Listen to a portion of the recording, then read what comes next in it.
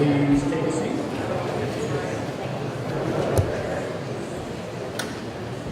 Thank you, ladies and gentlemen, for being here today to celebrate Mike ONeal's career as we partake in his retirement ceremony. I ask you to please silence your cell phones as the ceremony is about to begin. Please rise for the presentation of the colors and the playing of the national color. Or mark.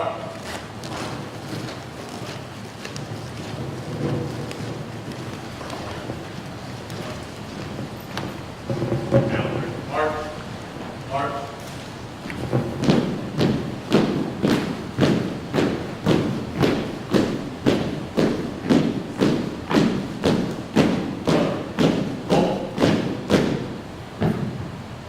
Present. Come.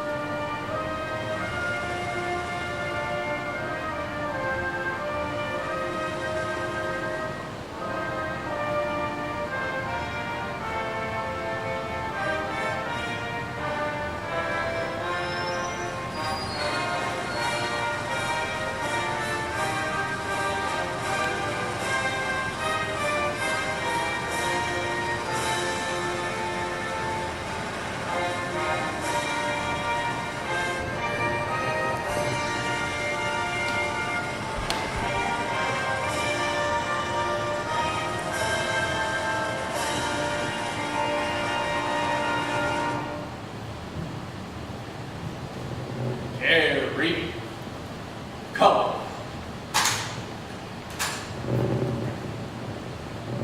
Order. March.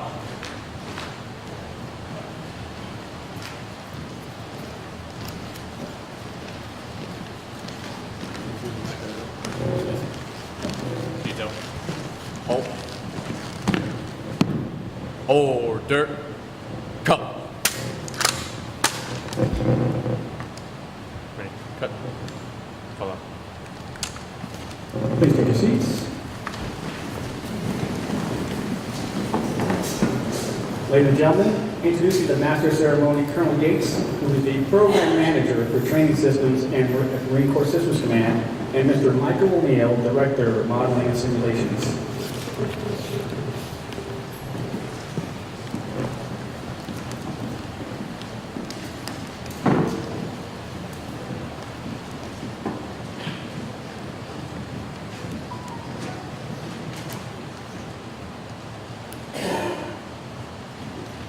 Ladies and gentlemen, welcome. Thank you very much for sitting by. Please have a seat. The format today is at Mike's request. I would like to recognize before we begin Ms. Jeanette Thomas, the Deputy Commander of Marine Corps Systems Command, our senior representative from General Schrader, and stand by for roses and flourishes from Ms. Thomas. And I'm not going to use these. No, sit down, Mr. Bay. You're so funny. Okay, Mr. You are definitely setting the stage. Well, thank you and welcome. Stop. Can everybody hear me? Okay, great. This is maybe not. This is a bittersweet day. Mike ONeal has been a tremendous member of our team. He's brought so much to the table. He's brought his wealth of knowledge, his connections, his interest in helping from the intern all the way to the senior exec. And Mike, I'm going to miss you a lot. And I want to just I'm not going to be here for the ropes. I hear that's going to be a lot of fun. But I wanted to just talk about how I first met Mike. So I don't know if those of you who know Jeanette Thomas. Jeanette Thomas is Jamie here? No. Well, Jamie was somebody who basically came to me and said, Jeanette, and those of you who know Jamie, I won't do Jamie, but she came in all excited and she said, Jeanette, there's a guy who can help us out tremendously. He can get you anything you want. He will be able to turn things around in 24 hours. I want you to meet this guy because it'll be like that. And she didn't do that, but essentially that's what her message was. So I had a chance to meet Mike, and I think we met at the Bavarian Chef. We had lunch. And I said, hi, my name is Jeanette. And he said, hi, my name is Mike. And I don't think I've had a word in a nickel. And he told me about his life. He's like, where are you from? And I said, I'm obviously I'm not from around here. I said, I'm from South Jersey. My family's from Philadelphia. And you could make that connection. He said, oh,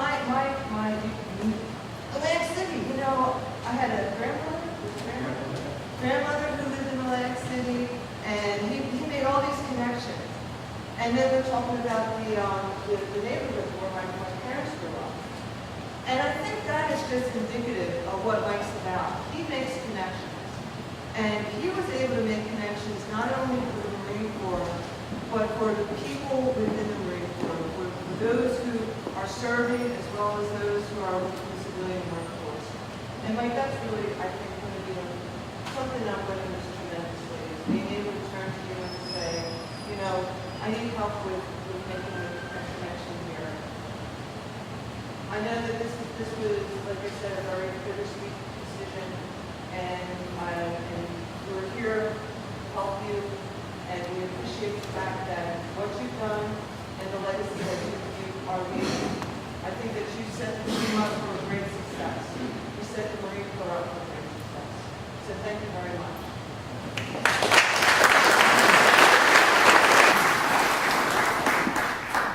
All right, I think the acoustics are such in here that I probably won't need a microphone if it's got a little bit of interference there. I am very honored that Mike asked me to officiate at this ceremony on the occasion of his retirement.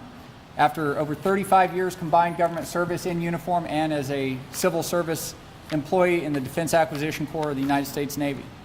As you probably all know, Mike grew up in Cleveland, Ohio, graduated from Miami University of Ohio, and that's where he met Gail, and where he first manipulated her emotions by using his blueberry allergy to gain her sympathy. And Mike's older brother, Jack, served in the Marine Corps and before joining the Cleveland Police Department for 44 years, and strongly encouraged Mike to serve his country in the United States Navy. Mike was commissioned in 1975 as an ensign and designated as a surface warfare officer. As a company grade officer, he served on the USS Truett from a wardroom that produced in his class, in his wardroom, 4 flag officers in the United States Navy, all of whom remain grateful to Mike for the springboard that he provided in the quality spread of the performance evaluation. Mike transitioned from surface warfare to engineering duty officer so that he would have a more marketable skill after his Navy career, and retired from active duty, left active duty and began service in the U.S. Navy Reserve and retired from the Reserve at the rank of captain. And from which time he spent about 7 years, I believe, in private industry before coming back to the U.S. government service as a Defense Acquisition Corps employee with the U.S. Navy. As a non-civil service employee, Mike has managed a wide variety of programs, including ACAT-1 major acquisition programs. He was the manager for BFIT, Battle Force Tactical Trainer, which remains a key component of Navy continuous training environment today. Mike's also was the first project manager for the Marine Corps' deployable virtual training environment, which I manage today down at PM Training Systems in Orlando. And this was at a time when the Marine Corps could not yet commit to having an acquisition corps of its own. So to be qualified to do that, we needed a Navy acquisition officer, and Mike was selected by senior Navy acquisition officials and endorsed by our former Commandant General Gray in his performance of that. ASN RDNA, our current senior leadership in the Acquisition Corps. He has friends and is influential in many of our allied countries, including Australia, Japan, Germany, the Netherlands, and in almost half of those countries, he is still greeted warmly or at least tolerated. Mike has been my friend and mentor for the last 6 years. It's been a pleasure to get to know Mike personally and professionally, to get to know Gail, and I'd like to recognize Gail's parents, Lou and Seal, who are with us today, and Mike's mom, who could not be with us today, but will be watching this, a recorded version of this retirement ceremony. Mike instinctively mentors and shares his wisdom. That's just what he does. And you know, Jeanette was talking about Mike being the guy who could get anything done and make connections. If you read Malcolm Gladwell's book, Tipping Point, he talks about the people that involved in spreading a phenomenon. And he has this functional group of people that he calls mavens. Mike is a maven. Mike will hook you up with his knowledge to benefit you personally. And you know you've made it with Mike when he invites you to the Dulles Expo Center to the gym show to go into the dealer-only area. And everybody in this room has probably been offered a deal on a diamond courtesy of Mike's connections. He invited me and my two daughters on a couple of occasions, and they had a ball there. Also like to recognize Mike's daughter Megan and her grandson Aiden. Yeah, Aiden, stand up, Aiden. Aiden's pointing to himself. Welcome. And Megan's husband, I'm sorry for Ryan, I'm sorry. My hearing aid arrives next week. I just fitted for it. Former artillery officer. Mike, let's see here. Mike has been with Mark Horse Syscom. He's taken engineering interns and grad students over at Georgia Tech Research Institute under his wing and given them career advice and mentored them. He's hosted social gatherings at his house repeatedly and given the interns a place to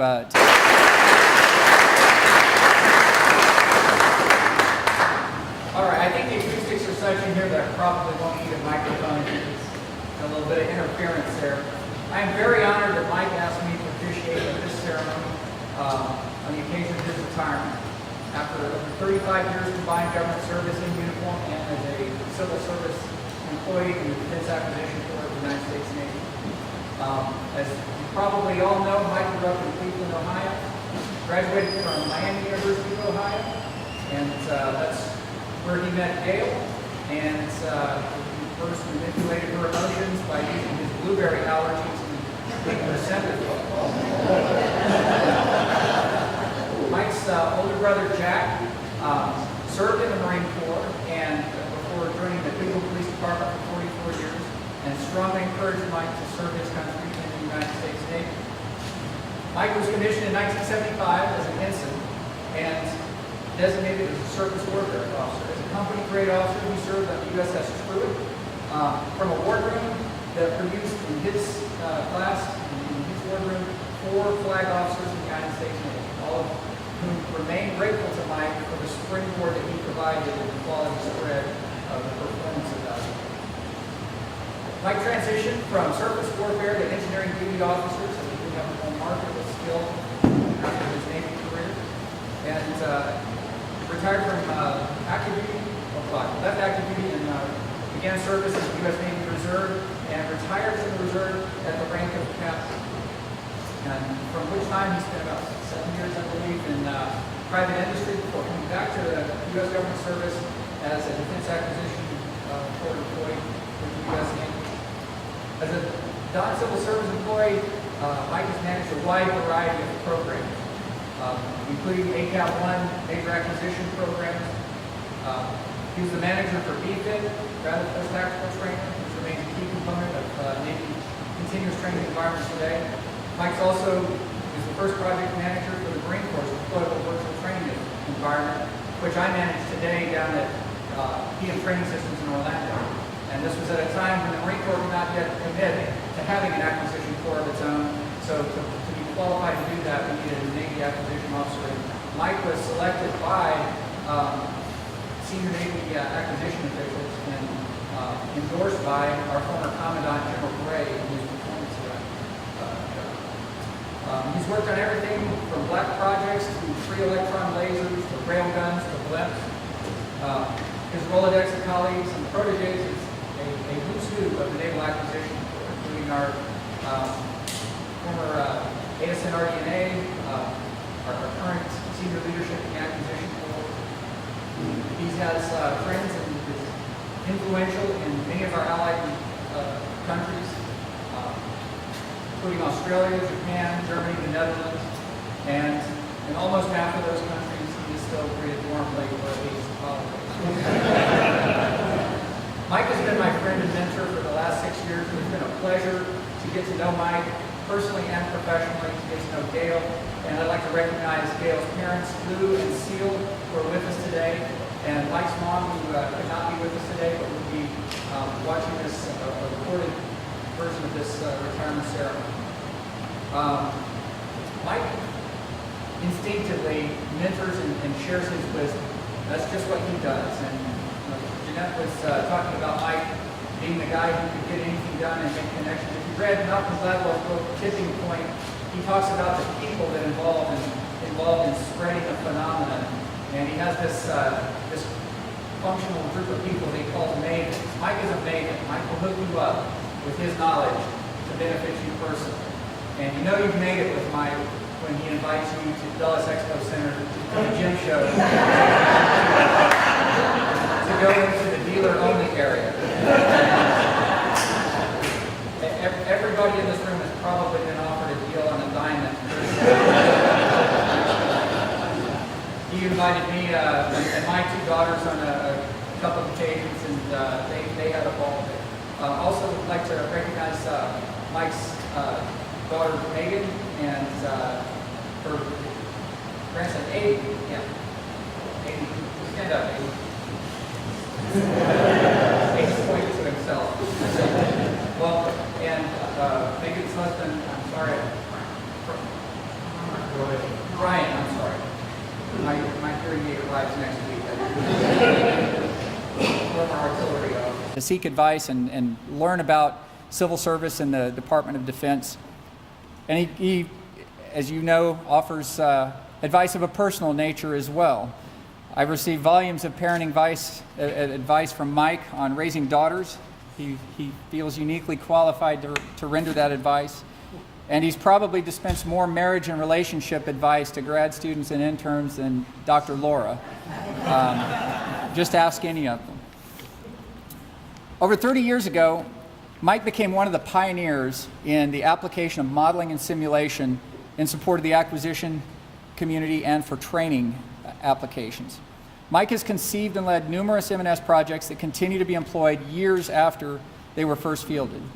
The first dictum of modeling and simulation is from Dr. George Box, who back in 1987 wrote something that every M&S professional will recognize. He said, "All models are wrong, but some are useful."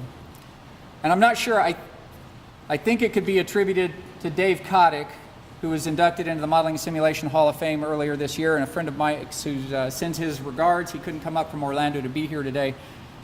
But if Dave wasn't the first one to set it, he certainly repeated the ONeal corollary to Dr. Box's dictum, which is, all of our models are wrong, and that son of a gun ONeal is getting away with it.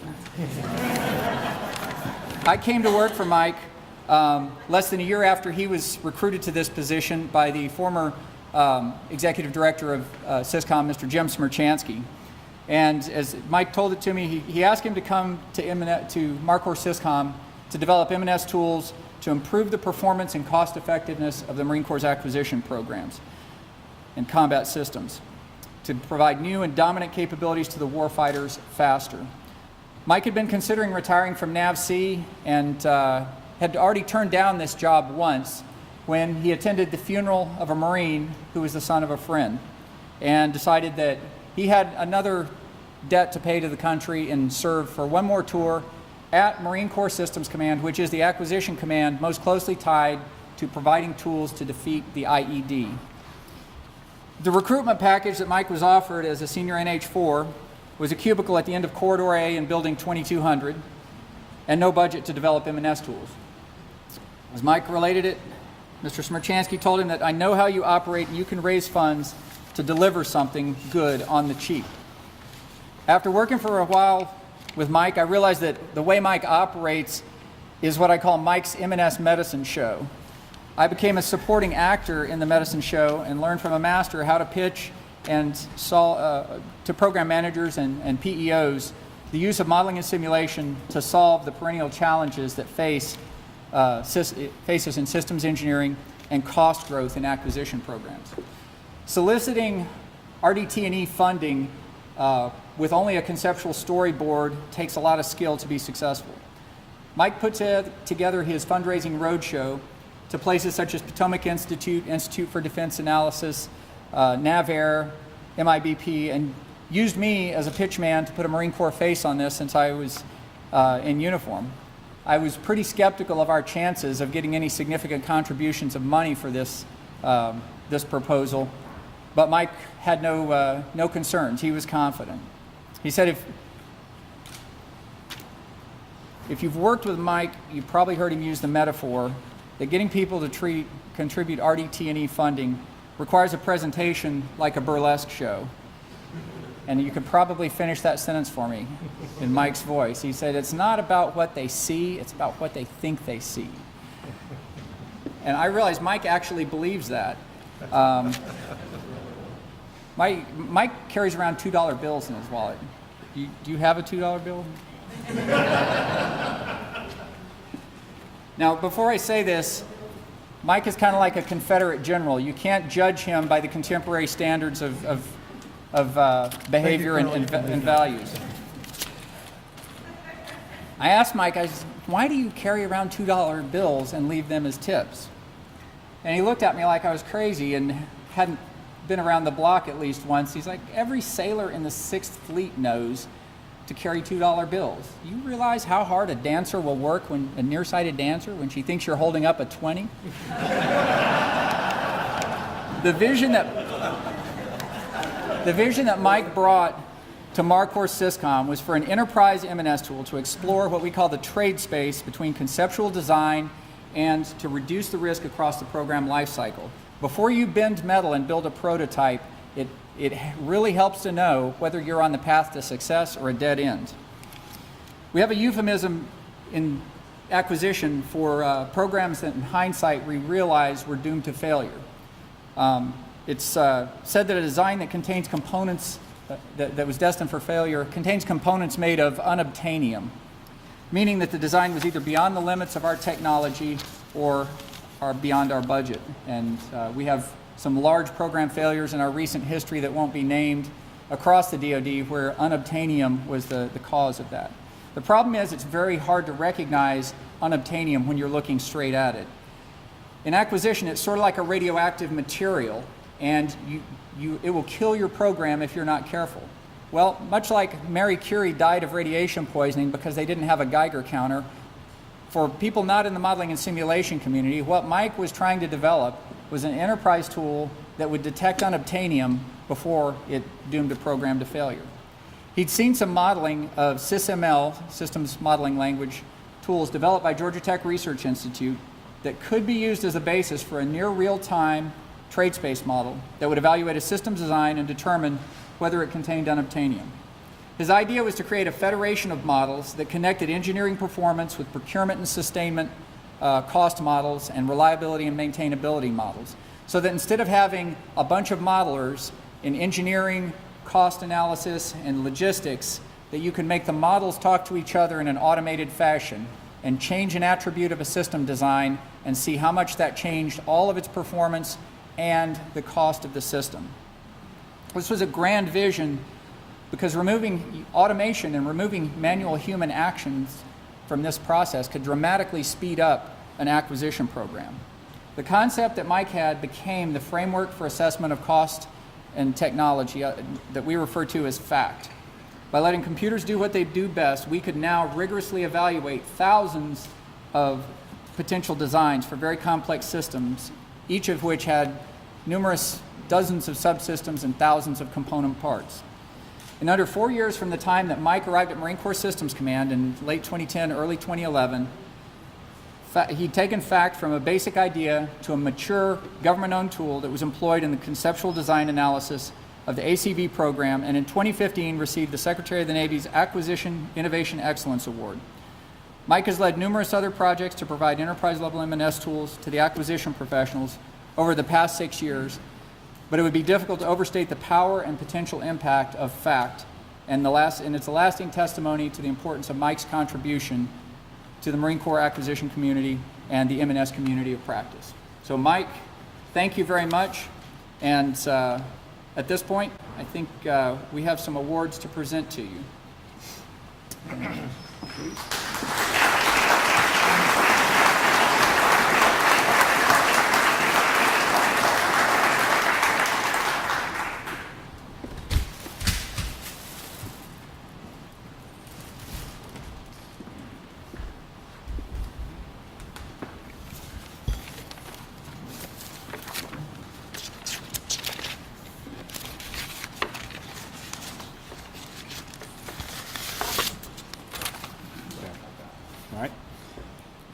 Department of the Navy, United States Marine Corps, Commendation Medal for Superior Civilian Service, awarded to Michael A. O'Neill, who has been cited for superior service while serving as the Director of Modeling and Simulation Division, Marine Corps Systems Command, Quantico, Virginia, from September 2012 to September 2017.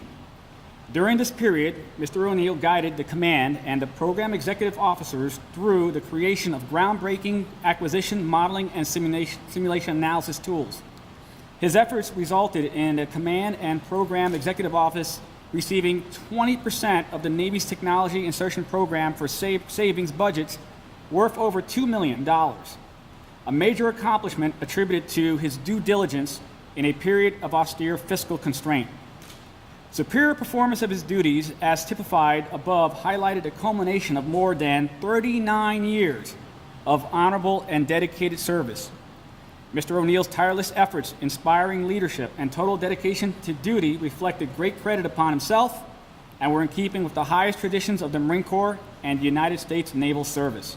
Signed, Robert B. Neller, General, United States Marine Corps, Commandant of the Marine Corps.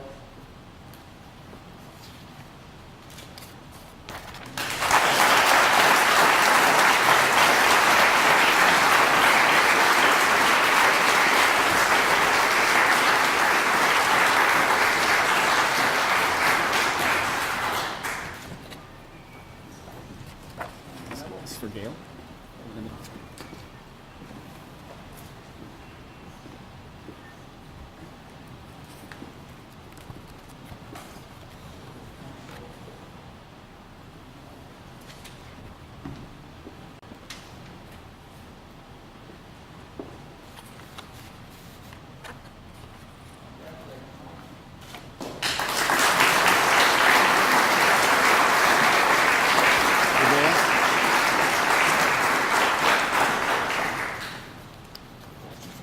We ask Gail to come on up, please. Yeah, please come forward. We have recognition for you as well.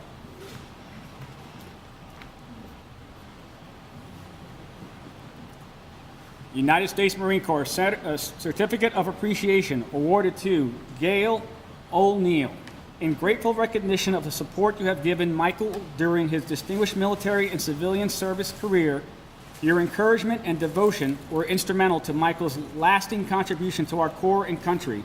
Signed, J.F. Schrader, Brigadier General, United States Marine Corps, Commander, Marine Corps Systems Command.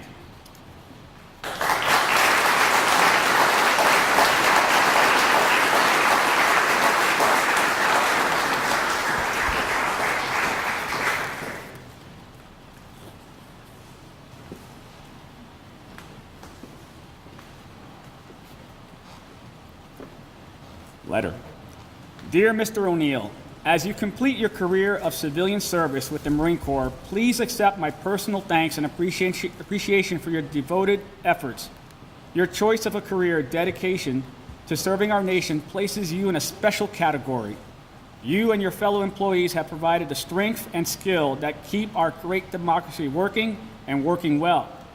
Only those who have served our nation know the satisfaction that comes from keeping our federal government functioning smoothly. You are a member of an elite group of people who have chosen this path of service to the public. I share your pride as you reflect on the long, distinguished career. Your friends join me in wishing you every success and much happiness in the years ahead. Semper Fidelis, signed, Robert B. Neller, General, United States Marine Corps, Commandant of the Marine Corps.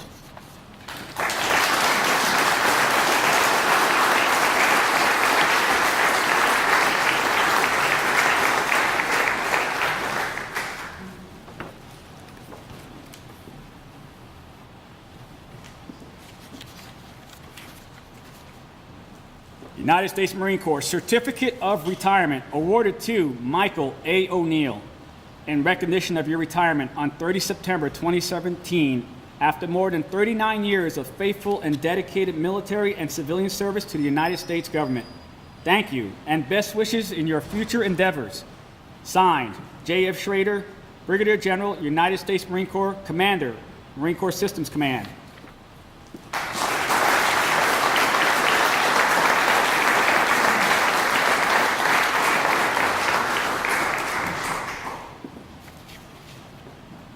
Dear Mr. ONeal, I would like to sincerely thank you for the 39 years you have faithfully contributed to serving our nation and our Corps. Your 39 years of federal service stand as a true milestone in your life, and I honored you to join you with your friends and family to celebrate this special occasion. You chose the noble course to serve our nation and our Corps. Few are called to do this work. Fewer succeed as you have with dignity, patience, and honor. Thank you for your uncommon dedication and your continued service and commitment to our great country. I wish you good health and continued success in the coming years. Semper Fidelis, J.F. Schrader, Brigadier General, United States Marine Corps.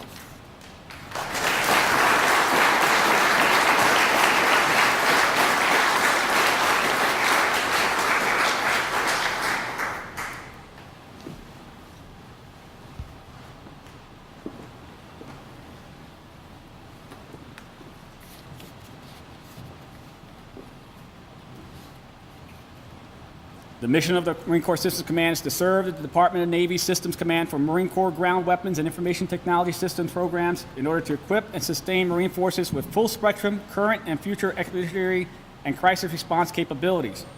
Marine Corps Systems Command originated from the Marine Corps Equipment Board established in 1933. The board's purpose was to evaluate industrial equipment for use in amphibious operations. Later combined with the Tactics Techniques Boards, these two organizations formed the Landing Development Center in November of 1963.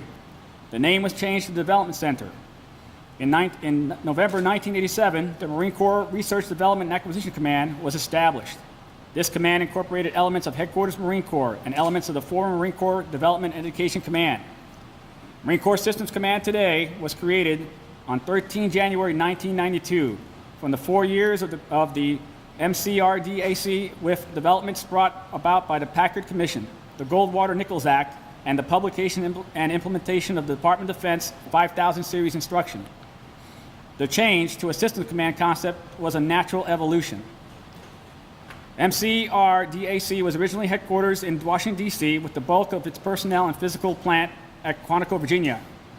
The command is now headquarters at Hospital Point, Quantico, Virginia. This certifies that the accompanying American flag was flown at Marine Corps Systems Command in recognition of Michael A. ONeal for your 39 years of honorable service.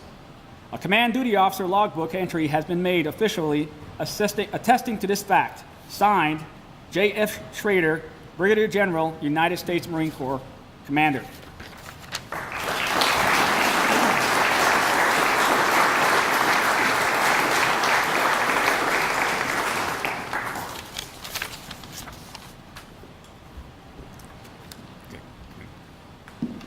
So at this time, we're going to open the floor for remarks from Mr. ONeal.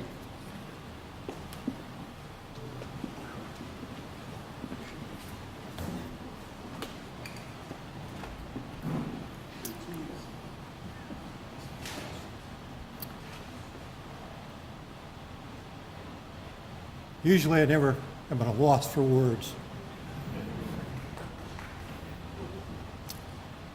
I see people in the room.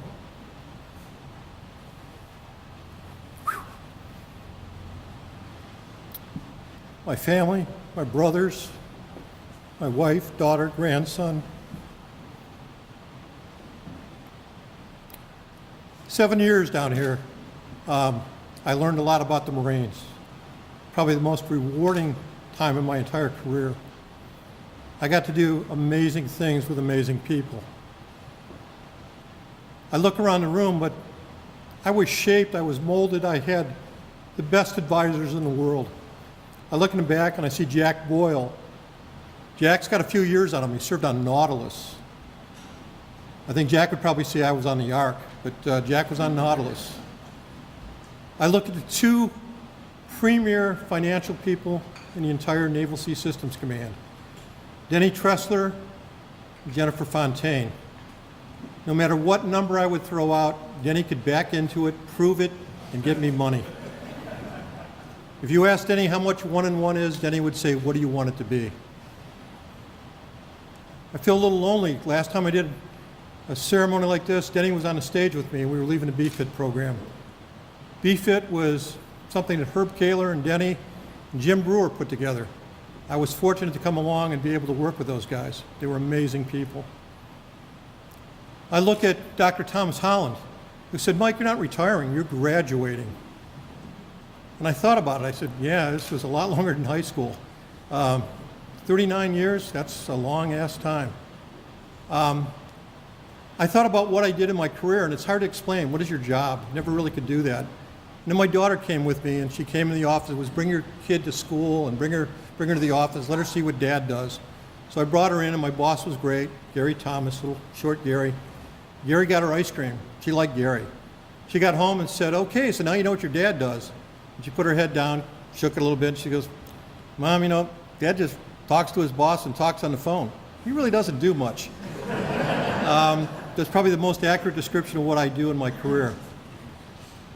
I look at my friends, and I want to wish you all a Happy New Year for my Jewish friends, my wife, my daughter, my family. There's a prayer in there that has a lot of significance for me. So it's, I think, appropriate that I'm starting the next phase of my life at the beginning of the new year. So I want to thank all of you. I couldn't have gotten here today without Colonel Yates, Luis, Alan, the interns that I've worked with, the people in the room who have been patient with me as I often lose my temper. We had the Cleveland connection. I came to work for Jim Smerchansky. He was from Akron, but a Browns fan. I got to work with Dave Unger, who was a Cleveland guy.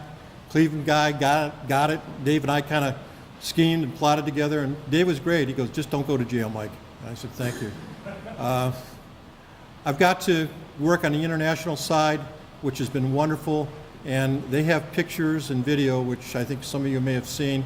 Those were all faked. It's fake news. I want you to realize that. There are close to 1 million people in this room right now. I got that confirmed from the president. So I just want to say it's tough, it's emotional. It's one of the things where the years went by so fast, and it's hard to believe how quickly they went by. Each and every one of you in the room has made a big impact. I will be coming back. I still collect teddy bears for Toys for Tots. I will be doing that. I was proud to work with a group called CASA, the Court Appointed Special Advocates. They help sponsor the treatment of abused children. I did a golf tournament for a number of years. So many of you have played in it. I want to apologize to my golf team. Even when I tried to rig it, I made the rules. We never finished any higher than third. There are people who still pay money so they don't have to be on my foursome. I just want to apologize up front right now. I'm sorry I was such a bad golfer. I also want to recognize someone I've known in my personal life longer than my wife. I actually met my college roommate who came in from Indianapolis. I'm going to say nice things about you in hopes that you don't say bad things about me. But Lee Manders has been a roommate, best friend, 45 years. That's longer than most marriages. We still get along, we still talk. Lee, thanks for coming out here from Indianapolis. To my neighbors, friends, colleagues, it's been a hell of a good time. To the interns in the crowd, let me give you a bit of advice. If you're not having fun, go do something else, because it's a really tough life if you're bored and you hate what you're doing. I will tell you that what you do makes a difference. One last comment. When I went aboard a ship and I got invited to see the combat systems, they walked me in and the guy said, "Sir, let me show you the Battle Force Tactical Training System. This is what we use to train." And he sat and he briefed me on it better than I could ever brief it. And when he was all done, the captain looked at him and said, "Son, this is the guy that actually put this system on the ship. He probably knows it." I was never so proud to see that these kids used it, and hopefully it brings them home. I ask everybody to keep people in the Puerto Rico and the other islands, keep them in your prayers. For those in uniform, keep them in your prayers. The reason I came down here is I lost a young Marine. Colin Wolfe, young PFC, was killed. His family asked if I could call General Magnus. I taught Sunday school, first grade with Bob Magnus. Called him. We recognized the name. Bob helped get his remains back. I unfortunately wasn't able to go to the funeral. I was on travel. But I did go for the unveiling. And that changed my life. That's when I decided maybe I had a little more to give. I thank you for the privilege of having been able to work with you guys. Didn't want to get emotional, but it's tough, 35 years. Denny, I need some money if you could work something out, a small amount of money. I'm sure you've got it. I do want to recognize Denny. Denny never left before me. Denny always had every answer before I could ask the question, and I always thought it was Denny. What it really was Jennifer. Jennifer and Denny are a team. They're amazing. I'm proud to say that Denny helped introduce lasers, which is a project I worked on. Denny, I think, shot down 14 UAVs in an afternoon with their laser. It's now being deployed on our ships. Denny, thank you for your continued service. I don't think you'll ever retire. I think you're gonna, like Viking funeral, they'll put you out there on a ship and set it afire. So to my family, to my friends, thank you all for being here. Now, I understand there's something called a roast. I won't be able to attend that. I'm going to be leaving. So I want to turn it back over to Colonel Yates, and I think he has a few lies he wants to tell about me. Well, actually,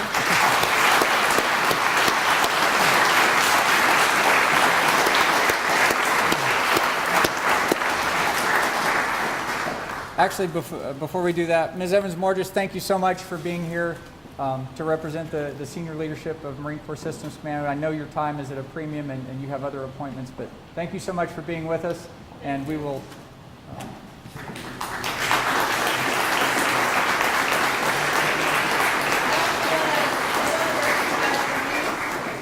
Louise, thanks for doing a great job with this too, and Colonel Yates, thank you. Gold standard. If I could take one moment, though, I do have a few appropriate gifts for some people. I know this comes as a shock to you, but I am a Cleveland Browns fan. I'm predicting that they're going to do twice as good as they did last year. They're going to win 2 games. But for 80, this is the official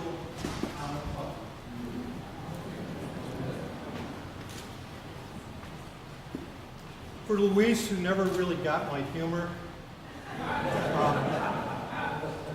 Luis, this may help you. It explains a lot about what I do. It's called Redneck Classics by Jeff Foxworthy. I think this will help you socialize with the guys that are coming in after me. Excellent. Thank you, sir. Before you go, though, you're also taking over not only my business, his business, everybody's business. He's doing wargaming, modeling soon. I'd like to give you these chill pills. I bought them from a guy. He told me they're good. They're good. Okay. They were turned in, but I don't know what's in them. For Colonel Yates, Walt was the one Marine selected for the Secretary of Defense Fellowship Program. He went to work for the railroads. He loved it. He's never quite got over it. So Walt, I'd like you to have this official train whistle so you can sit in your office and pretend you're back on a train. Thank you very much. And if I could get Chad and Alex up.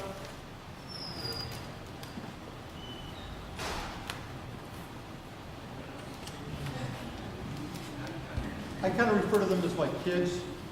And like my kids, the thing that they do probably better than anything else is eat. I have to relay one story.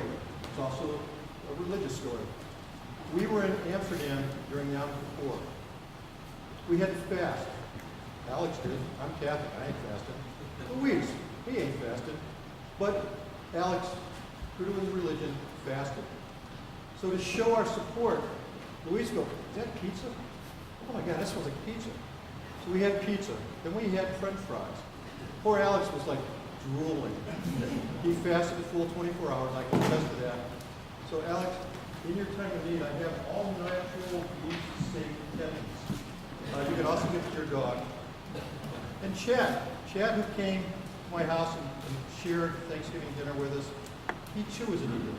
I just would like you to have these so that you guys can go out and have a little something to lunch on.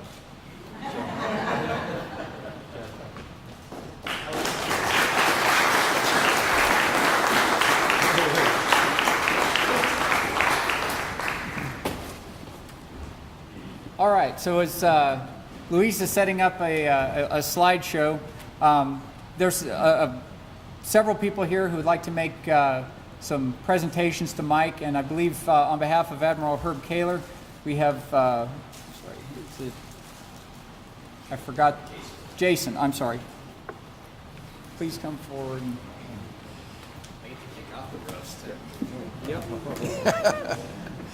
My name is Jay Storms. I'm a retired Marine. I actually spent some time at Systems Command. It sounds like I missed out, though, not getting a chance to work with Mike. I'm here actually on behalf of Admiral Herb Kaler, who is just sick that he can't be here today, and also for the rest of the Simventions team. He wrote a pretty significant roast here, several pages, so I better get to it. But as I read this, please keep in mind this is Herb Kaler, this is not Jay Storms, so don't take anything personally. Mike has been a legend in his own time, both at NAVC and at the Marine Corps Systems Command.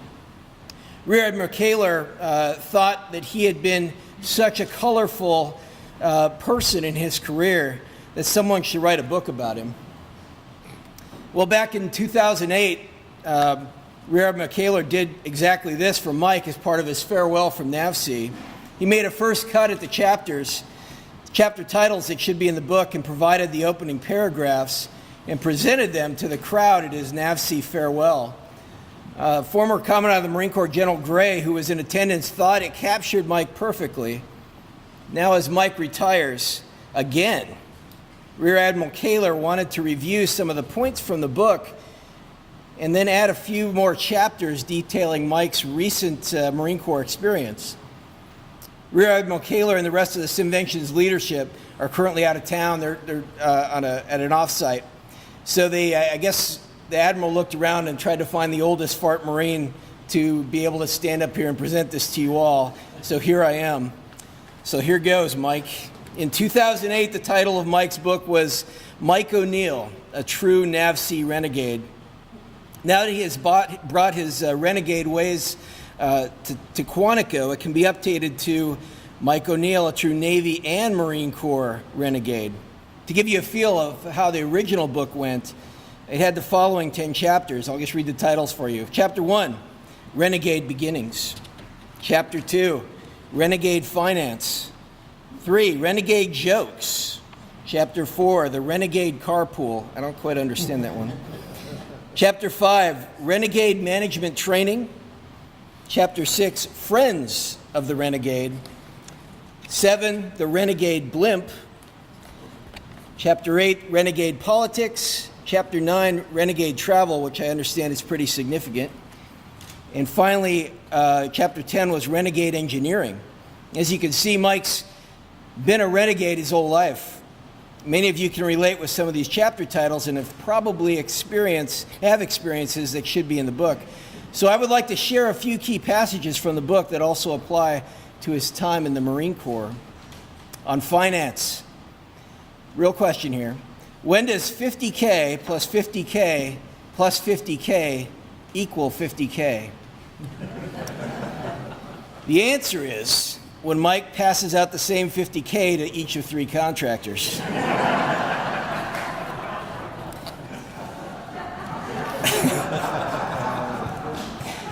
On management training, during the Covey course at NAVC for Mike's management and development, he had a very hard time learning how to achieve a win-win strategy.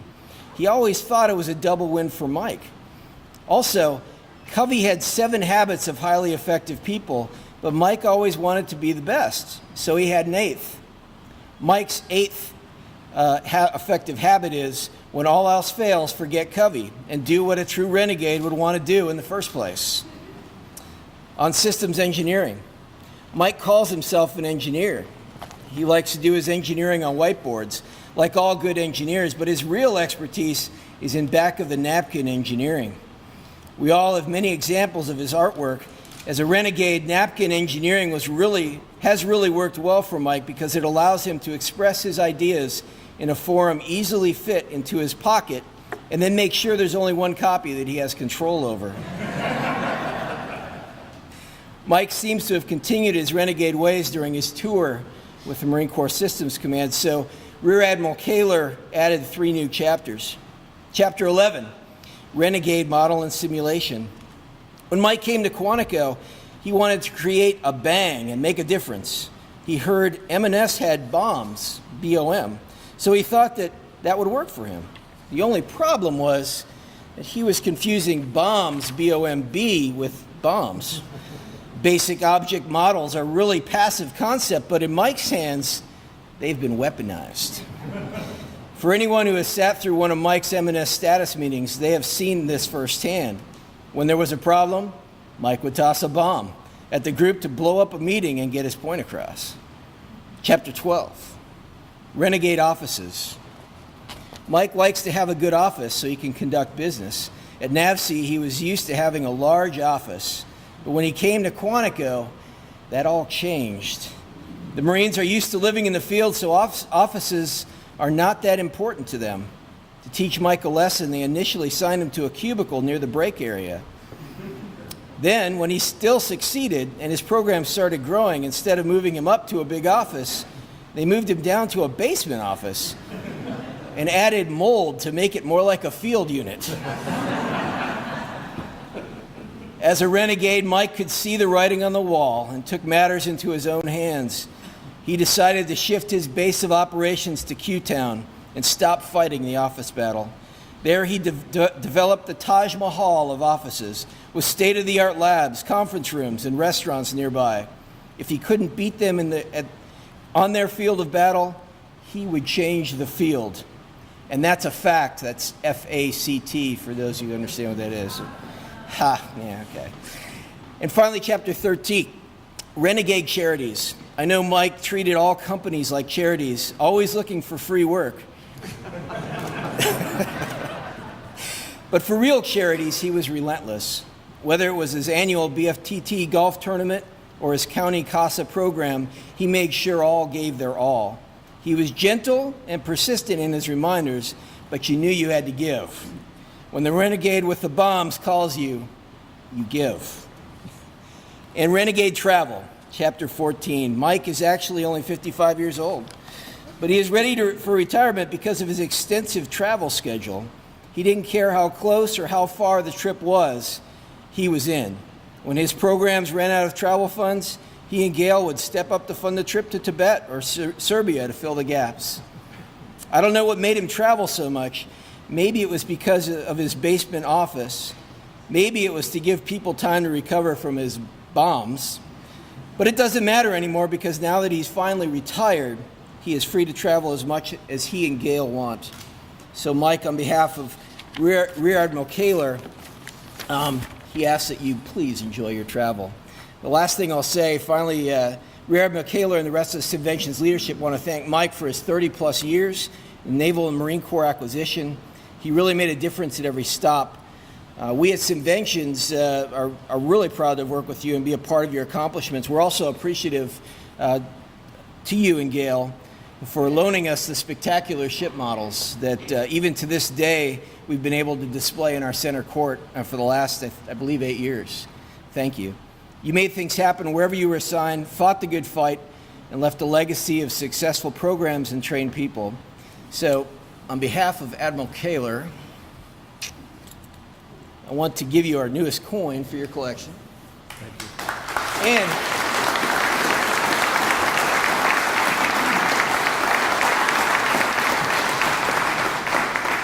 And the Admiral was insistent on this. He said that you're going to need this as you retire for something to do. It's a Simventions fidget. So, give you something to do and you'll have a lot of time on your hands. Farewell so and much. following seas. Yes, absolutely. Thank you so much for being here and those great words. Well, thanks.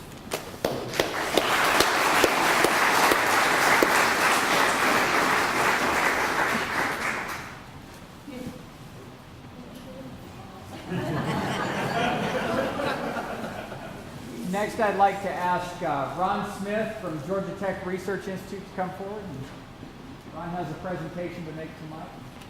Can everyone tell me whose family raised their hand?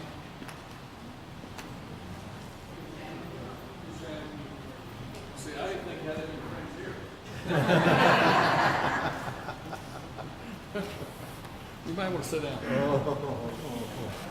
I've known Mike for a short time, but it's been really long. For some reasons, I don't maybe understand that have the same effect on you. What he has told me, though, is it's not what you know, it's what you hear. He's examined, he didn't know anything. You've already heard that from Herb and everyone else in the process that way, so I'm not sure what took place here. But I'm glad the family's here. It's an exciting time to be here in this place. And we've been working with Mike since he was in Q-Town, in his office in Q-Town, aspects that we haven't described before. But I want to highlight the important thing is that we really want to get Mike a nice deal. I mean, Herb just gave a coin. So you can buy a coin. You've got $2 bills. So we have a Sicilian in office with Bert's very resourceful, very resourceful. So we need to go get some material, so we're trying to make something for Bert like some steel. So we looked around, couldn't find anything. In front of our office, as you know, there's a dumpster. It's made of steel. But I couldn't use that because then we wouldn't have anything to put our trash in. So we have no problem with quality.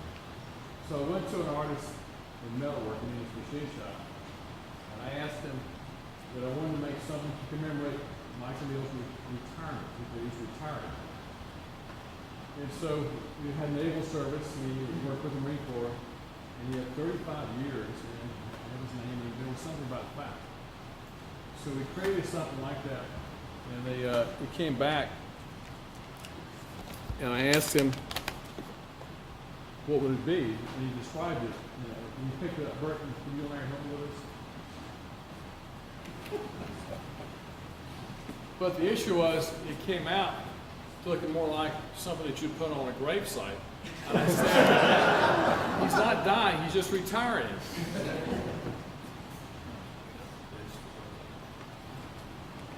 So, Louise, can you turn the light on a second? We'll get more of that. We'll stand the light here. Mike, you gotta come over and hold this side here.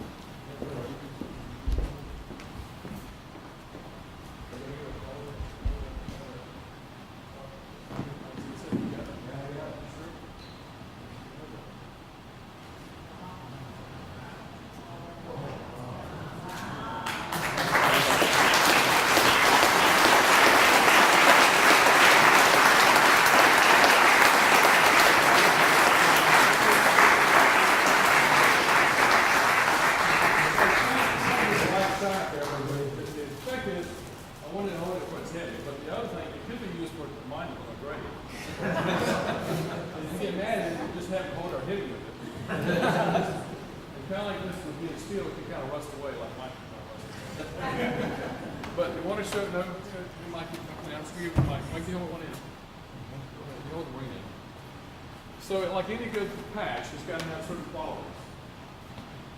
So I just see the ship in there, you hold it, you got the flag, and so the span of this work is between the Navy and the Marines. 35 years. He always said he was old. He got his name right.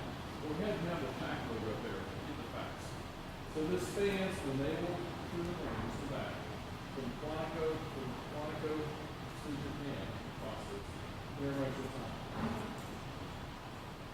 Okay, we got a flag. Put that down. So the other aspect is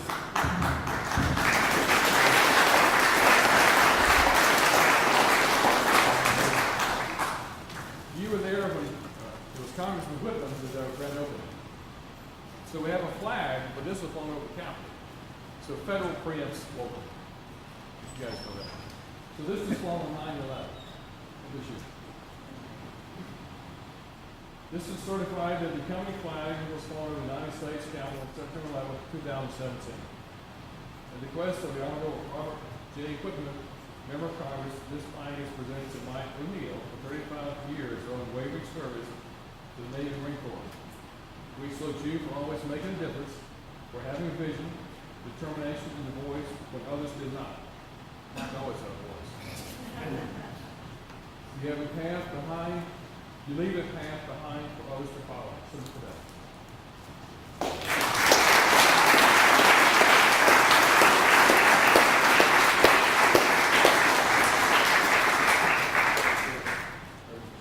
For those of you who have not been to Georgia Tech, it is the most prestigious technical space in Quantico.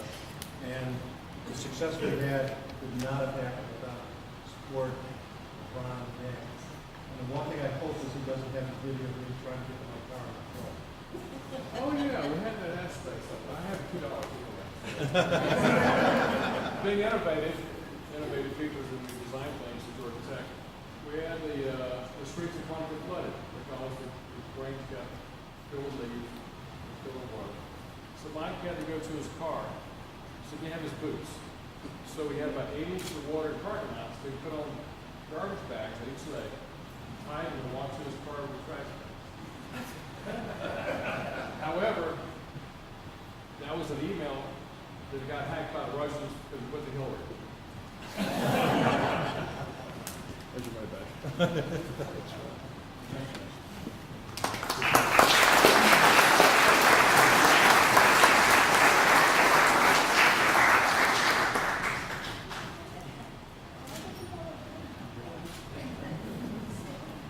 All right, next I'd like to have Mr. Jeff Kent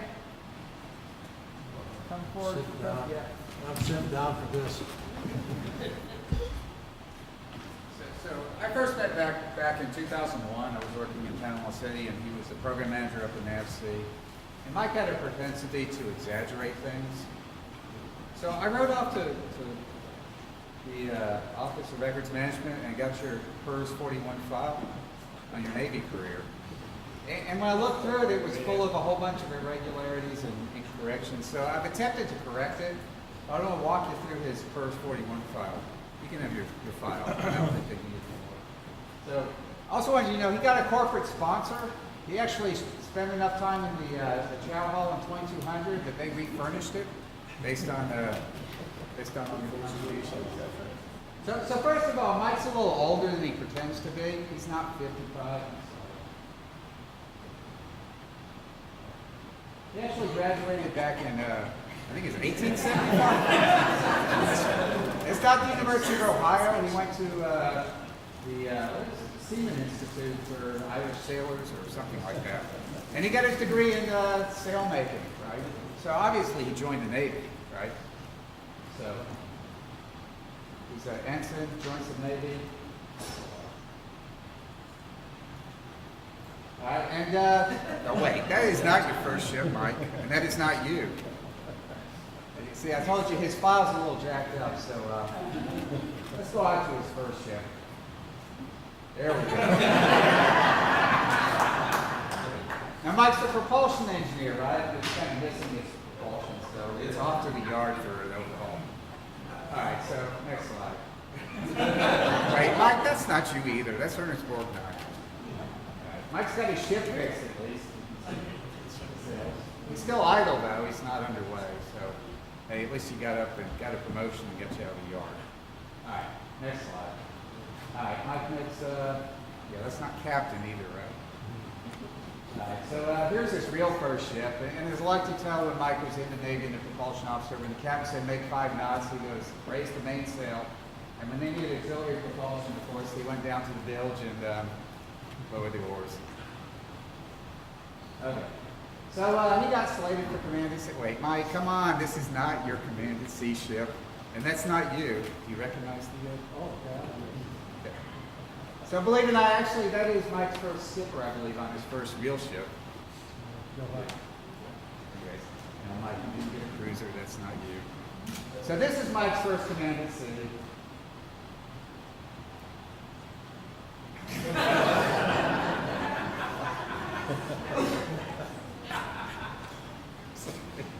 Hard to grab, and yeah.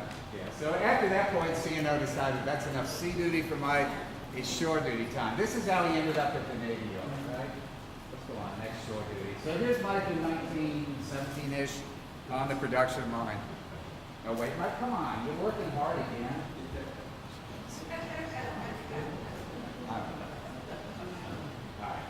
He did finally make it up about 100 years later to a program manager. He had a boss he had admired. Oh wait, you're not even paying attention, Mike. You're sound asleep. Okay. So, time for retirement for the Navy. Come on, Mike. That's not your picture. That's not your rank. That is a Mike, but that's Mike Mullen, not Mike ONeal. All right, so after retirement, Mike needed something to do, right? He had several series of jobs. And Mike, it's not how can you help me, it's how can I help you.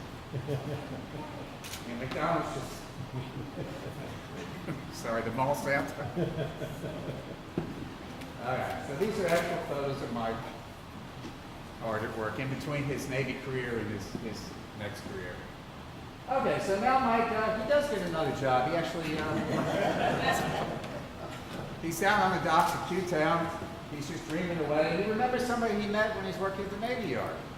Hey, they need a good simulation man down at Quantico. Right?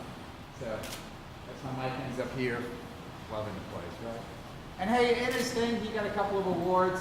There's some actual other awards Mike got. He served in the Arctic, but once again, Mike working hard. He's down in the boiler room, but he got a medal for that. He also got the virtual award. It's somewhere. He got the Fact and the Facts of Life award. The Irish Navy gave the award, and of course, but where's the BFIT award? Now, it's been a pleasure to work for Mike again. I met him back in 2001. He was my book sponsor at the time. He had the funds. I was the lab guy looking for the funds, kind of like the contractors. He also promised me the same $50,000 promised everybody else. And he gave me some advice. He says, "What happens when the guy in D.C. in the Navy Yard tells you you're going to get less money? What do you do?" And I said, "Well, I just try to figure out how to make it work." He goes, "No, if I tell you get less, you do less. So you do less with less." It's a good piece of advice, right? And I've enjoyed working for him. Pleasure of him being my supervisor in his last tour here in the latest reorg, and I've enjoyed it, Mike. So, just a little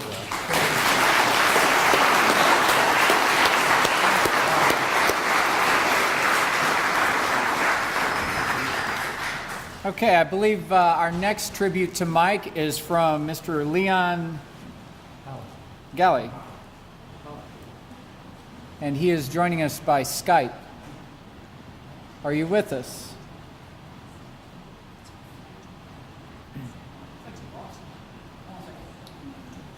Okay.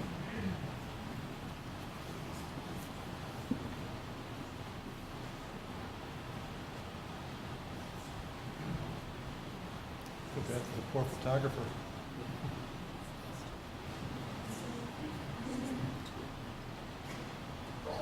Have to be subjected to these old people.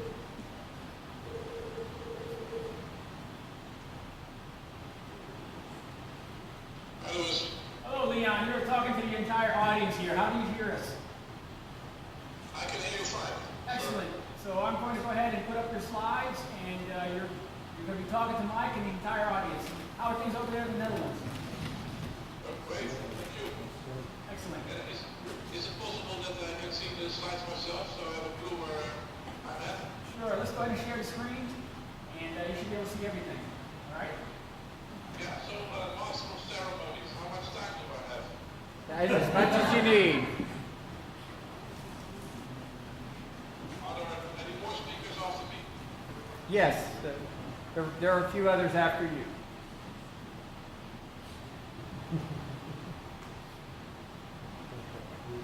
Okay, I'm ready to start. Good evening, General officers, ladies and gentlemen.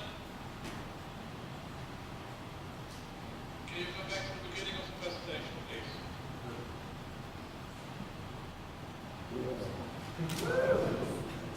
Yeah, it's... Okay. Mike, can you please step forward, because I want to have some interaction with you, if possible. Can you see me? No, and I lost Good. the sides as well. Louis, can you show the slides again? Or just point it to the projector, please? Do you see it now? Leon? No, no. No? Can you just turn the camera? Hold on. So I can see. I can see. I see Mike.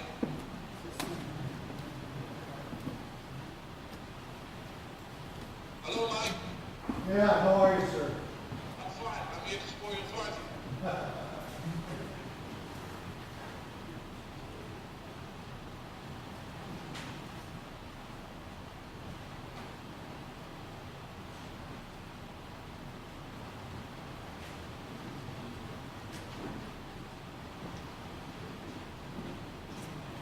Okay, I'm just going to already start talking, Louis, and dear audience, Mike, Gil, I saw Joe Bricio as well. I'm here live from Amsterdam. Of course, you know what's going on in Amsterdam.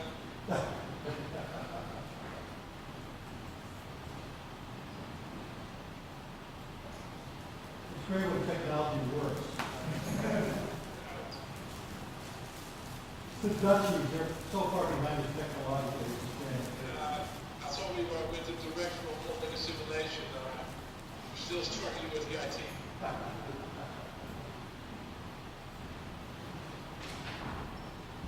First time my grandson met Leon, he said, "You know, Mr. Leon, you're the best man ever. I've never been able to live that down." So, I do, and audience, did you know the response of Mike when this little boy said it to me?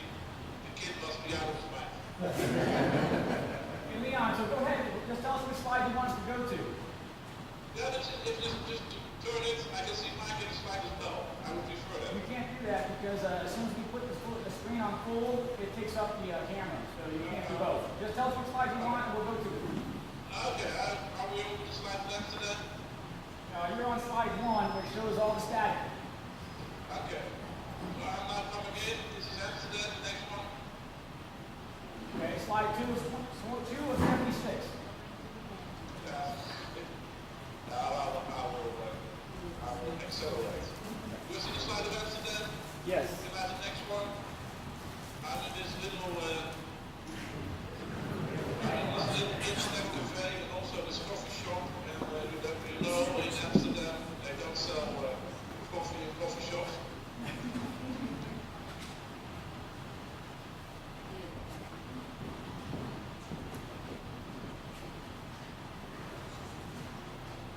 Slide 4 now. Leon. Okay. US. Wait a minute. I will do it differently.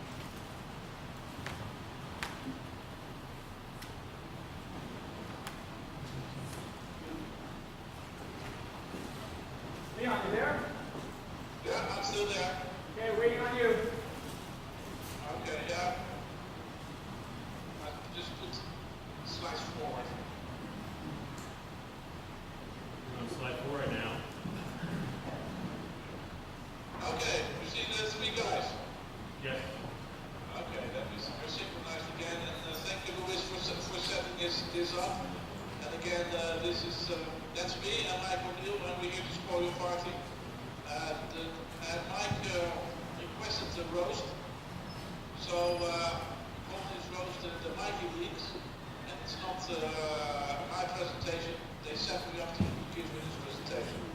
Important for you, there's an important caveat that this is brought from the Dutch territory, so I'm not responsible for anything this presentation. Are you still with me, Mike? Yes. Okay, please, Mike, let this be not a monologue, but a dialogue, and we wanted to roast. And what's better than 10% for roast in Turkey? So please fill in, Mike. Of course, if you wanted to roast, I'm still an ignorant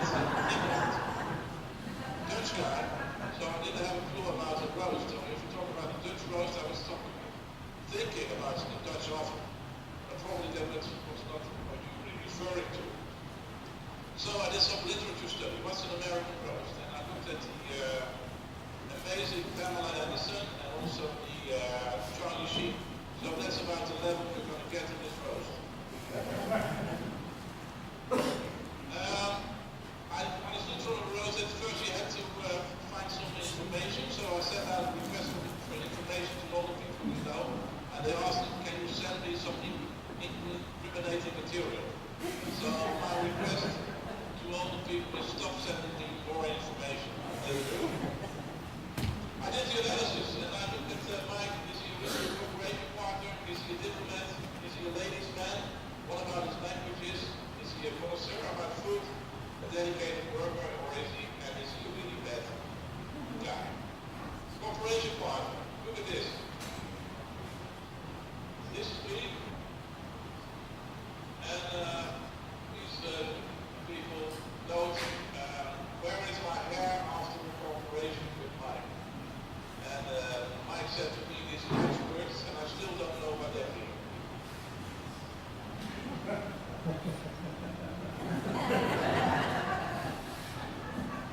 Mike is really a corporation partner. This was one of our customers, and he really is very well playing with the customers and really getting into them. Mike and I worked for years co-chairs, and how did we feel as co-chairs? We also always felt that we were not fighting landlords, but we were not fighting windmills but landlords. After the presentation we gave to the customer, there was always time for some questions. And this would normally happen this way. Respect for the authorities. Why can you please fill me in with this story?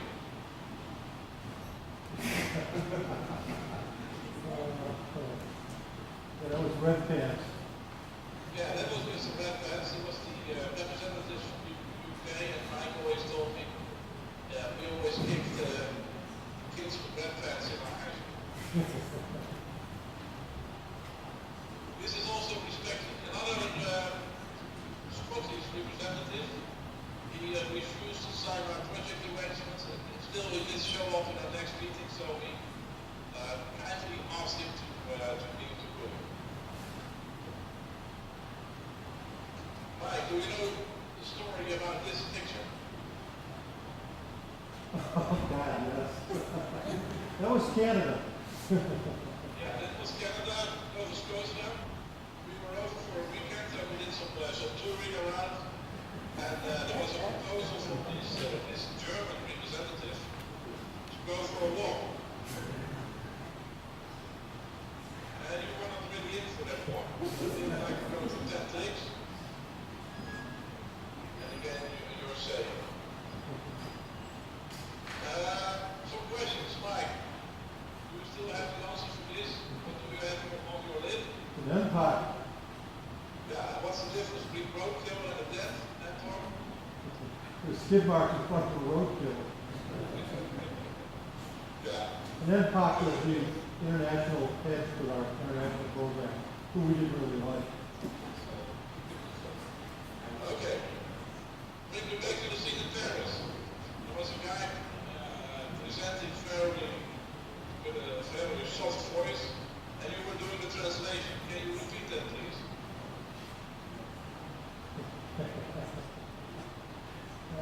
Go ahead, move on. The ladies' man. Mike always was able to get connected to all the ladies in the different countries. Here is an example of Mike in Italy.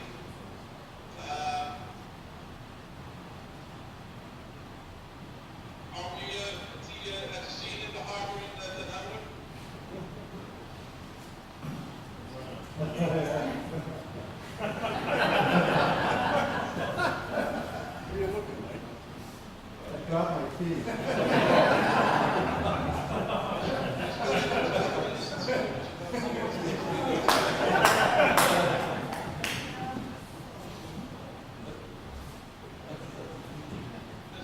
Mike is getting close to Mary, Secretary of the Floor. This is one of the ladies that Mike very admired already. And here is that lady next slide.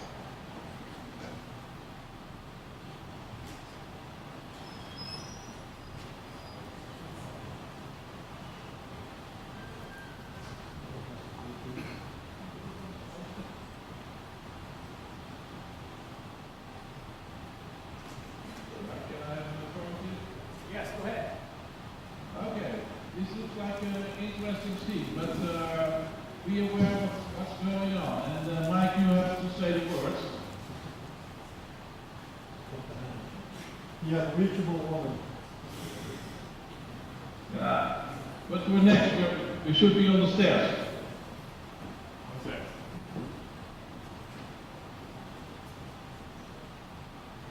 We're on slide 32. Yeah, slide 32. And go to the next one.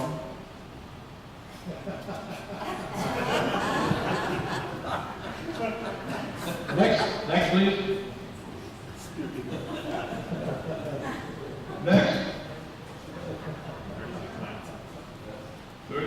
Okay, 36 now. So we're up to languages. Mike, 37.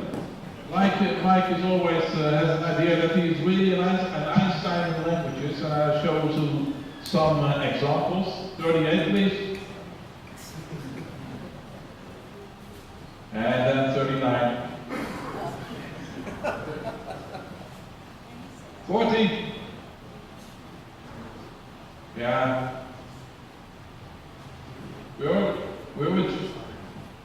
We're 41? Okay. Mike, can you remember this story that you want to buy something for Gil in his little German shop? And we go to 42. The shop was closing and Mike wanted something very small in the shop display. It really didn't amuse her. 43, please. We go to Chili's, German and Chili's. 43. Uhren. Uhren means in German watches. And there is also some Yetis over there.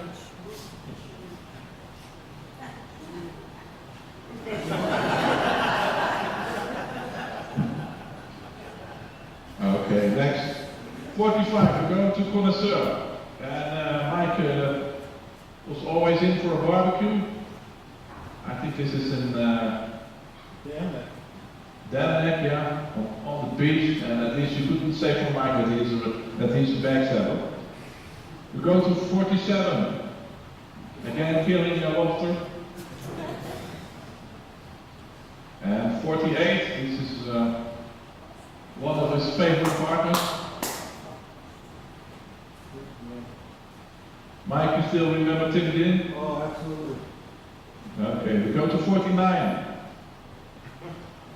Again. This is his favorite restaurant in the Netherlands, Simonis. There you can have a good meal of fish. Here we are in Spain, and Mike is really a connoisseur of food, but also of languages. So he told us how to take care of the orders. And every time he ordered something with potatoes. We go to 51. You told me that was someone else. So we didn't get any meat, but we always ended up with potatoes. So the conclusion of Mike was potatoes or potatoes.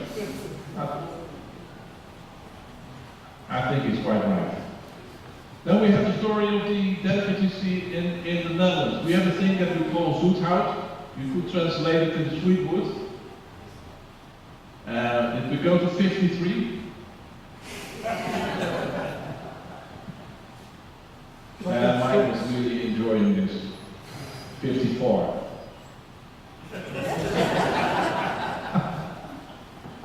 Yeah, but he was such a nice guy when you give him something special. We'll go to 55. Dedicated worker.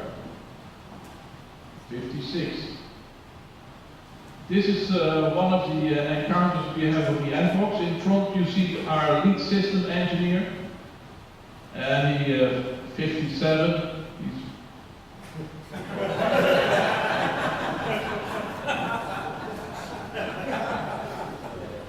So he set a great example. 58 please. Look at this. 59.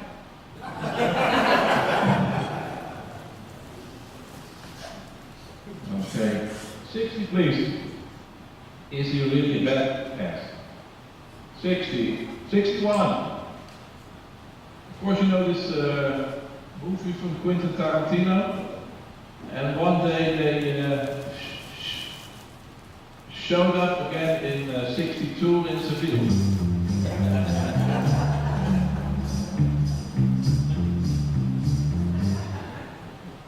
Go to 63. This is Gibraltar, ladies and gentlemen. We go to 64.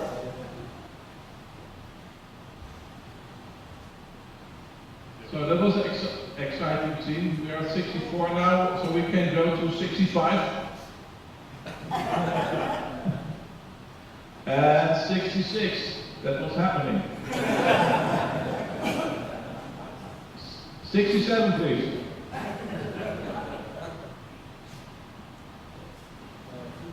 Okay, then we go to 68. Way ahead. And of course it's time for presents. I already saw you got a lot of presents, Mike. This, first of all, that has always been my conclusion, Jill must be an angel. And I always wanted to be your son. Okay, we go to 70. This is our former Queen, Beatrix. And there was always something special with our Queen Beatrix and Mike. He was very interested in our Queen, and he really asked me, is your Queen approachable? So I requested Mike, what do you mean, is your Queen approachable? And he meant that I had to set up a meeting with her. Unfortunately, that did not happen. But I'm going to make it up with you. This is the formal government portrait of our Queen Elizabeth, Beatrix and Prince Claus. And Mike, I don't know if you see the camera right now. Yes? But I got it over here for you. So it's waiting for you. Come and get it. Or maybe soon I are able to bring it to you. Okay, we go to 72.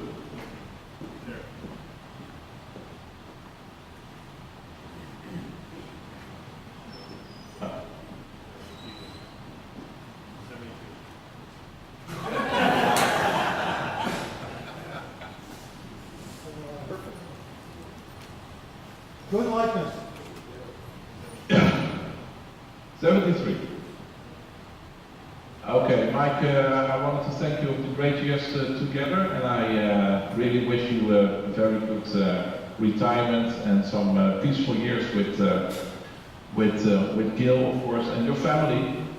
We go to 74, and I'm sure we will meet again and go to a rock concert if possible. Unfortunately, my wife Linda, who is here in the middle, is not able to join us tonight. But especially for you, she has a song, a cover of a song, very dedicated to you. So I want to leave it with that. So, Louis, if you're able, please start the video. Okay. Yeah, thank you so very, very much. You're welcome, Mike.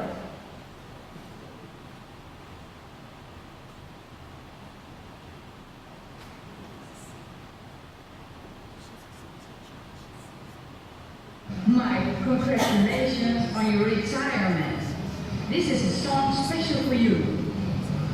And your mother, and the horse you rode in on. And I mean that in the best possible way.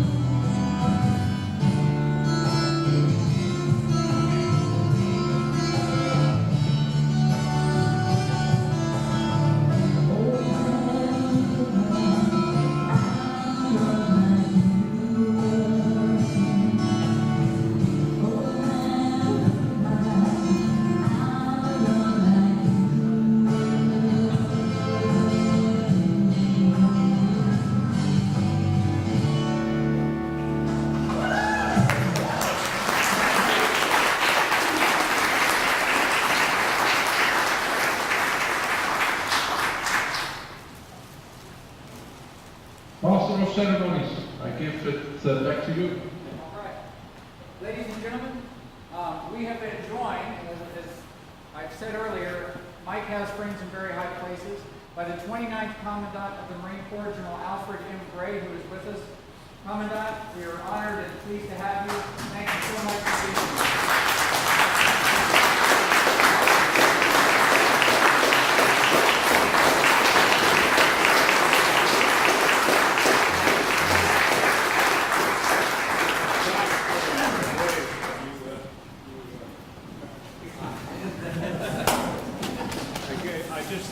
I came down because Mike and I go way back. I won't tell you how long because that gives away our age. But he did so much for our Navy and our Marine Corps, so many different ways on so many different kind of projects, and particularly in training and education, modeling, simulation, all that. And so I just had to come down and interrupt all you people to pay my respects. So thank you very much, and you take care of yourself, take care of your family.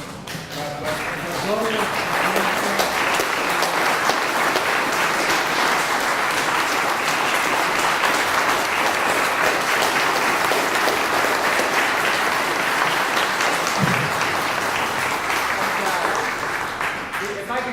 moment to recognize the sponsorship of General Gray for modeling and simulation as a transformative technology for the readiness and the power of our Marine Corps.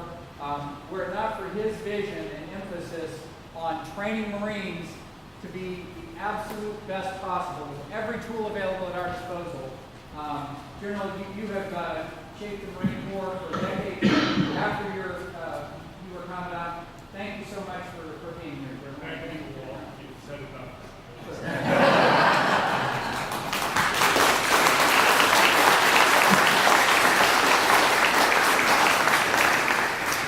All right.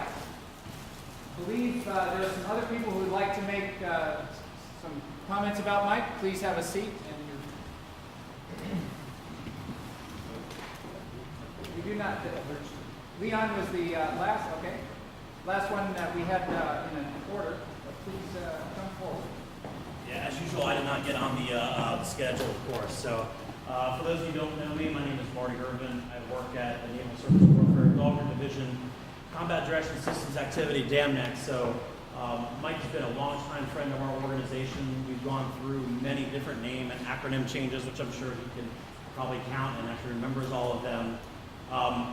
And I told some people that I was coming to Mike O'Neal's retirement, and the first person said, "Oh, 50K Mike." And then another person went, "Yeah, but that wasn't the funny part. The funny part was the next person next to him says, I remember when he was 25K Mike." Yeah, so we... Inflation. That's right. So, but as I mentioned, Mike's been a longtime friend. We have been the engineering agent for the Battle Force Tactical Trainer from when his time within the Navy. And then as he moved to the Marine Corps, we also worked with him in GTRI on the FACT tool. Which both of those are actually very transformational technologies and capabilities. BFIT now is really the model as we move towards our next generation naval training system, the advanced training domain, that's really driving where we're going as kind of the foundational capability. And then with FACT, I think the Colonel was being very humble on Mike's contributions, but FACT has really kind of spurred out of control from here, where it's really kind of led the initiation of thinking about things from a larger set-based design capability. And I know I'm rambling technical and some people from family don't care, but I just want to hopefully capture and convey that Mike has made some significant impact that is now still continuing to spin and generate opportunities where we're going to hopefully make better decisions for the warfighter by looking at all the capabilities we can bring in the most cost-effective way and in the fastest way so we can provide that technology. So one of the things, since Mike has had this long contribution to DAMNAC, we have had the opportunity to have a flag flown for him. And I'd like to just quickly read the certificate and then present him with the flag. So this certificate is for a flag flown presented to the family of Michael Alan O'Neal. On behalf of the friends and co-workers at CDSA DAMNAC, I would like to present you with the symbol of our Navy and our country, the United States National Ensign, the flag which Michael Alan O'Neal has proudly served and so honorably defended. This flag is presented in recognition of Michael Alan O'Neal's faithful service to the United States Navy. Accept it, protect it, guard it, and always remember that the men and women he has trained, guided, and inspired will follow in his footsteps and defend it with equal pride. The United States flag accompanying this certificate was flown on the mast at Hopper Hall, DAMNAC Base, Virginia, on the 25th day of August 2017, signed by Commander Andy J. Hoffman. Mike, thank you so much very much for all your work.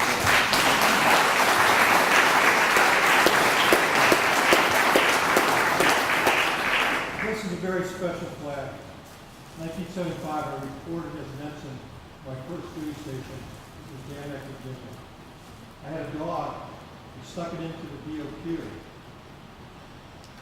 Well, everything was fine for about a week, and then one day someone decided to clean the room, and we had to do not disturb, but they pushed right in. The dog chased it down the hall. I was notified by my wife mechanic, said, "Honey, they're coming after us. We got to get out of the queue." Well, every morning I dealt with other commanders and staff, and all kinds of people who also did their job. I got caught, I got busted. I had to see the warrant officer who gave me $100 to clean the room. They pocket the money. And then he told me, he says, "This will be the end of your career." So I just want you to know, people are out there. And I know.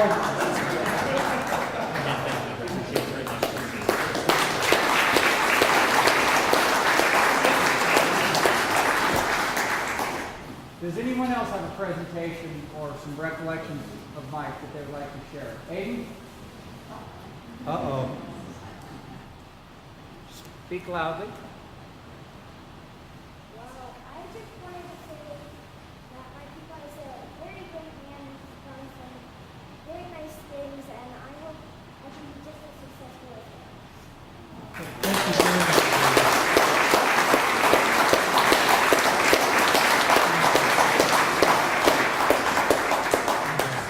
Uh-oh.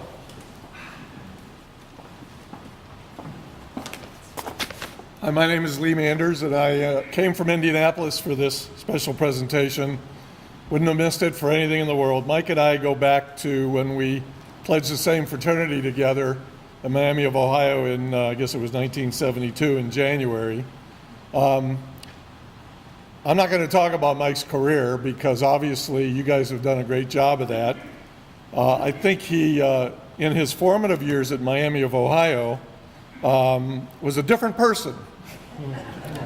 And so I'm going to keep this very brief because I know everybody's been in here long enough, and at our age we got to go to the bathroom. So I'm not going to tell you the stories because they're going to take too long. I just want to tell you what questions to ask Mike after this ceremony. I want you to ask Mike about what it's like to run around campus and look in women's dorm room windows.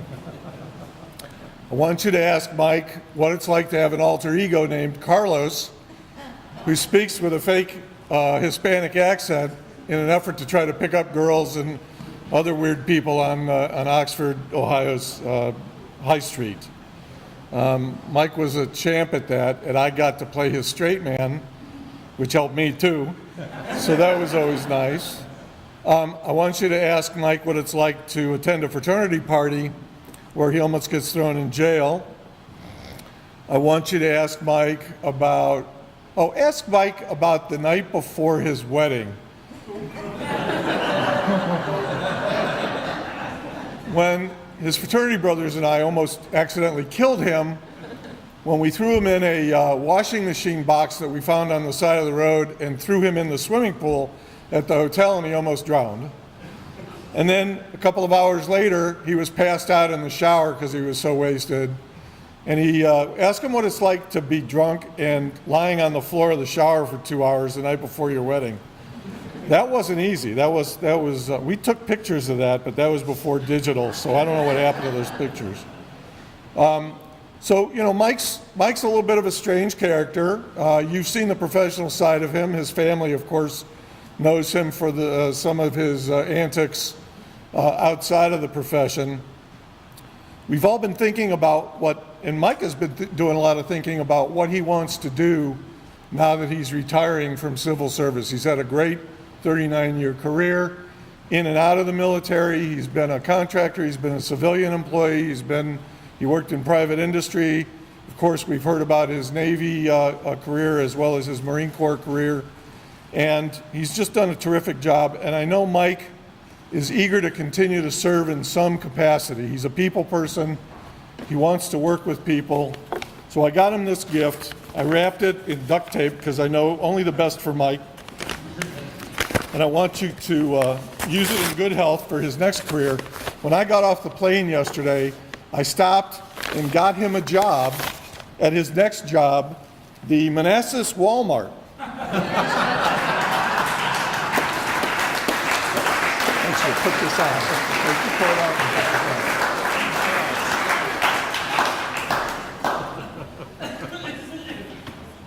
No, I didn't get you a medium or a large. I got you an extra large. Good. And while you're at work, I want you to enjoy the fruits of your labor because you're going to be serving a lot of people at Walmart. I got you a roll of quarters so that you could use the gumball machine and buy kids candy while you're at work. There you go.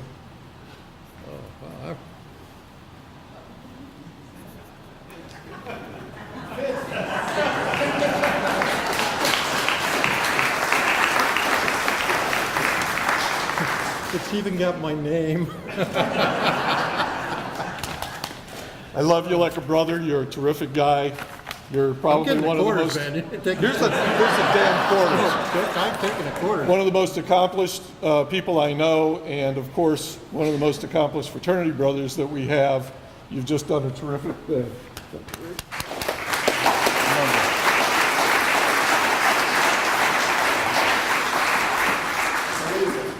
a picture of that. I suspect it's going to go on the national news. Oh, hell yes. Lee was the national president of my fraternity, so when he says it's going into national news, it's going to be out there. Smile. You dog. Thank you. It looks good though. It fits. Ladies and gentlemen, I think that concludes our celebration of Mike's career. Thank you so much for being here. One last call if anybody else has any last words to say.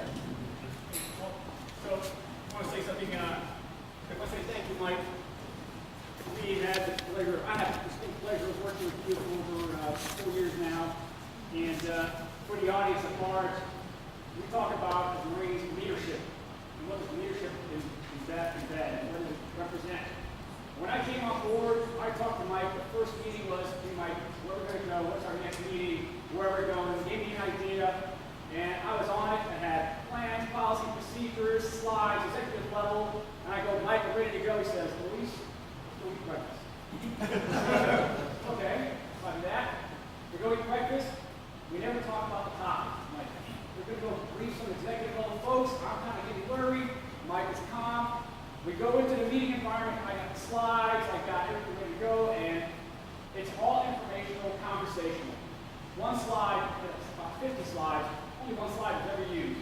It was all by the gift of what Mike has, is the ability to relate to people, to listen. And he taught me that. And that skill set that then allowed me to then embark on other projects and processes here within Systems Command. And I'm very proud that I had you as a mentor. I am absolutely proud, thrilled to have you as a leader. And I would say that even though we're not that far off in the years, you were a father figure. Absolutely a father figure. When I would talk to you about certain things, you would come over and always ask about the family. Dan, who are we to sing? Because Mike would just go on and on about things. I'm like, okay, Mike, where is the center of the problem? But he covers everything. And that's just a gift he has. Everybody who knows him knows that he has that gift. And I hope that I get 5% of that as I embark in trying to fill your shoes there at Systems Command. And I want to say thank you again, Mike. I wish you the best in retirement. You're always going to have a friend and a family back here. And, love you, man. Thank you.